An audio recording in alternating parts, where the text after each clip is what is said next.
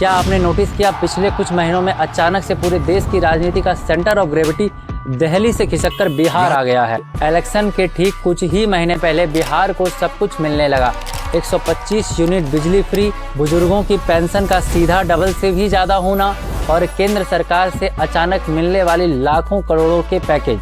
सवाल ये है कि आखिर अचानक ऐसा क्या हुआ जो बिहार पिछले कई दशकों से विकास की रेस में काफी पीछे छूटा हुआ था, उस पर मोदी सरकार इतना पैसा क्यों लुटा रही है, इतना मेहरबान आखिर क्यों? अगर मैं आपसे कहूं कि आज देश की सरकार यानी बीजेपी की सरकार बिहार की वजह से चल रही है तो शायद आपको ये बात मजाक लगेगा, लेकिन ये मजाक नहीं, हकीकत है। 2024 की राजनीति का वो कड़वा सच जिसने बिहार को आज के डेट में एक वेरी इंपॉर्टेंट किंग मेकर बना दिया। इस कहानी को समझने के लिए आपको राजनीति का खेल समझना होगा। 2024 लोकसभा चुनाव बीजेपी का नारा था कि अब की बार 400 पार, लेकिन नतीजे क्या आए वो तो आपको पता ही है। बीजेपी अकेले सिर्फ 240 सीटों पर ही सिमट गई। खुद के दम पर सरकार बनाने के लिए जादुई आंकड़ा जो इम्पोर्टेंट है 272, यानी बीजेपी बहुमत से पूरी 32 सीट दूर रह गई। टोटल एनडीए का सीट 293 था। पिछली बार 10 साल में बीजेपी को सरकार बनाने के लिए साथियों की जरूरत पहली बार पड़ी। एनडीए गठबंधन ने मिलकर 293 सीटें जीती और फिर जाकर बीजेपी और मोदी की सरकार बनी। इस गठबंधन के सबसे दो जरूरी स्तंभ या पिलर कौन है, आइए जानते हैं उसके बारे में। आंध्र प्रदेश के चंद्रबाबू नायडू की टीडीपी 16 सीटों के साथ, बिहार के मुख्यमंत्री नीतीश कुमार की जेडीयू 12 सीटों के साथ। इन अगर आप 28 सीटों को हटा दे तो शायद केंद्र की सरकार गिर जाएगी। ये है नीतीश कुमार की असली ताकत। उनकी पार्टी जिसके पास देश की 543 सीट में सिर्फ 12 है, आज 240 सीट वाली पार्टी की मजबूरी बन गई है उनका बात मानना। इसे कहते हैं राजनीति का असली खेल। कम सीटों के बावजूद भी नीतीश कुमार ने ऐसी पोजीशन हासिल कर ली है जहां से वो ना सिर्फ बिहार बल्कि पूरे देश की सरकार को कंट्रोल कर रही है। ये गर्व की बात भी है और नीतीश कुमार बहुत ज्यादा बुद्धिमान व्यक्ति हैं, हमें उन्हें कम नहीं आंकना चाहिए। और इस किंग मेकर की पोजीशन की कीमत अब बिहार को मिल रही है। ये सिर्फ फ्रीबीज नहीं, ये दिल्ली में सत्ता की कीमत है। देखिए कैसे जुलाई 2024 यूनियन बजट में बिहार के लिए 58,900 करोड़ का स्पेशल पैकेज अनाउंस हुआ, जिसमें 26,000 करोड़ पटना, पूर्णिया, बक्सर, भागलपुर जैसे एक्सप्रेसवे के लिए है, 21,400 करोड़ पीरपैंती में एक नए पावर प्लांट के लिए और 11,500 करोड़ उस बाढ़ के लिए है जो हर साल नॉर्थ बिहार को तबाह कर देती है। इसके अलावा पीएम मोदी ने खुद बिहार आकर 7,200 करोड़ के प्रोजेक्ट का शिलान्यास किया।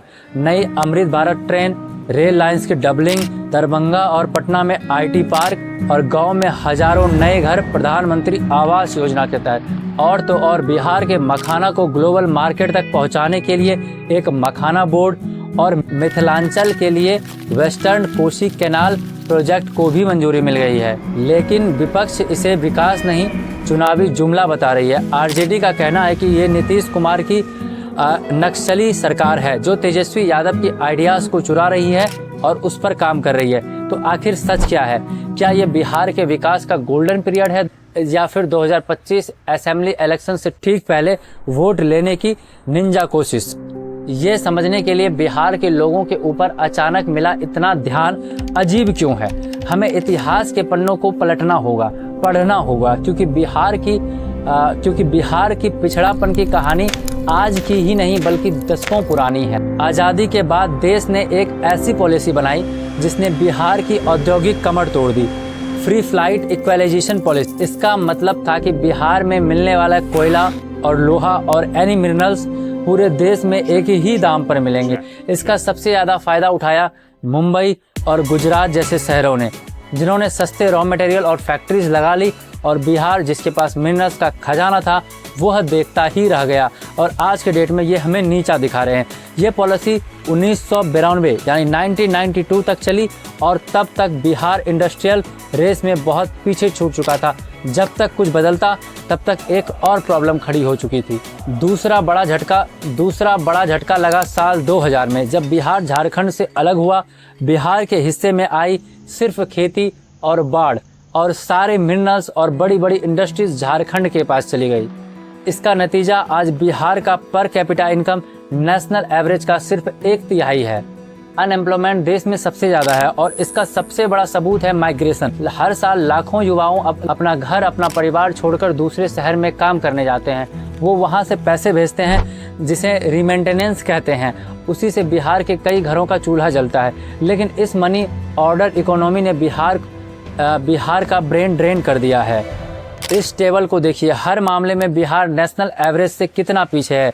ये आंकड़े सिर्फ आंकड़े नहीं, ये बिहार के लोगों की ज़िंदगी का सच है। और इसलिए बिहार के लोग एक सिंपल सवाल पूछ रहे हैं, हमें डेवलपमेंट चाहिए, सिर्फ फ्रीबीज से काम नहीं होगा।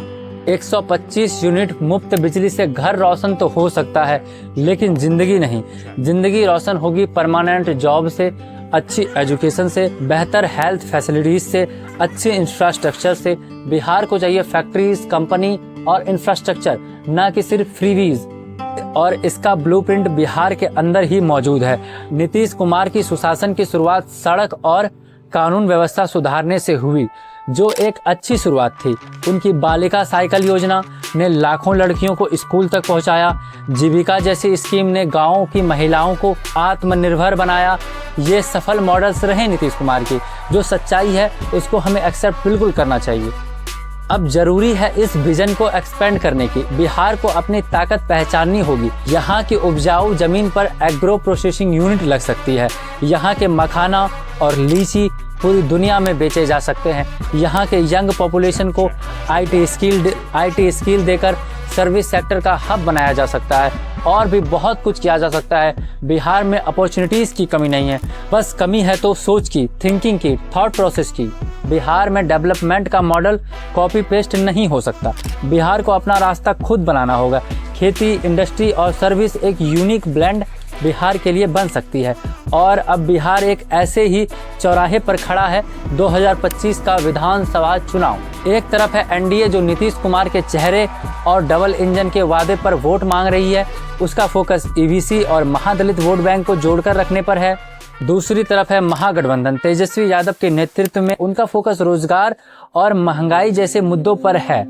और तीसरा एक नया खिलाड़ी भी हमारे मैदान में उपलब्ध है, प्रशांत किशोर की जन स्वराज पार्टी, जो 30 साल के लालू नीतीश राज को चैलेंज करके सिस्टम बदलने की बात कर रही है। पार्टियां तैयार है, वादे तैयार है, लेकिन क्या आप तैयार हैं? आपका वोट सिर्फ एक बटन दबाना नहीं, ये आपकी आने वाली पीढ़ियों का भविष्य तय करेगा। इसलिए इस बार वोट देने से पहले अपने नेताओं से सवाल कीजिए। सोशल मीडिया अगर आप यूज करते हैं, ट्विटर पर उन्हें टैग कीजिए और पूछिए, हमें जाति या धर्म के नाम पर बांटना बंद करो। हमें बताओ कि अगले 5 साल में रोजगार कैसे दोगे, माइग्रेशन कैसे रोकोगे, इंफ्रास्ट्रक्चर किस टाइप का उपलब्ध कराओगे, हॉस्पिटल और स्कूल कब सुधारोगे। ये सभी क्वेश्चंस आपको भी पूछने चाहिए, सरकार से भी। और अगर अपोजिशन पार्टी को आप सपोर्ट करते हो तो फिर आप अपोजिशन पार्टी को भी आप टैग करके ये बताइए कि हमें ये चाहिए। हम आपको अभी सपोर्ट तो कर रहे हैं, लेकिन फ्यूचर में हमें आपसे ये उम्मीद है। आप जिस पार्टी को भी सपोर्ट करते हैं उसे भी बोलिए, और आप जिसे नहीं करते हैं उसे भी बताइए कि आपकी मांग क्या है, क्यों हम आपके सपोर्ट में हैं और क्यों हम आपके खिलाफ हैं। हमें सरकार नहीं, सॉल्यूशन चाहिए। हमें डेवलपमेंट चाहिए। बिहार को बेहतर बनाने के लिए हमें मिलकर काम करना पड़ेगा। अगर हम बटे रहेंगे तो कभी भी ये राजनीति पार्टियां हमारे फ़ायदे में काम नहीं करेगी। उन्हें जिस चीज़ में फ़ायदा मिलेगा उसी के लिए वो काम करेगी। तो चाहे किसी की भी सरकार हो, हमें अपना भविष्य एट द एंड बेहतर बनाना है। हमें अपना अधिकार को बिल्कुल नहीं भूलना है। हमें वोट सोच समझ के देना है और साथ में हमें अपील भी करना है। ये नहीं कि एक पार्टी का मुद्दा हमें पसंद आया उसको वोट दे रहे हैं, ना तो उससे कुछ मांग कर रहे हैं। अगर आपको ये वीडियो पसंद आया तो आप इस वीडियो को लाइक कर सकते हैं, अपने दोस्तों और रिश्तेदारों में शेयर भी कर सकते हैं, ताकि सभी को ये बातें पता चले और वो अपना डिसीजन खुद अपने नॉलेज और अपनी एजुकेशन के बेस पर ले सके। थैंक यू, धन्यवाद।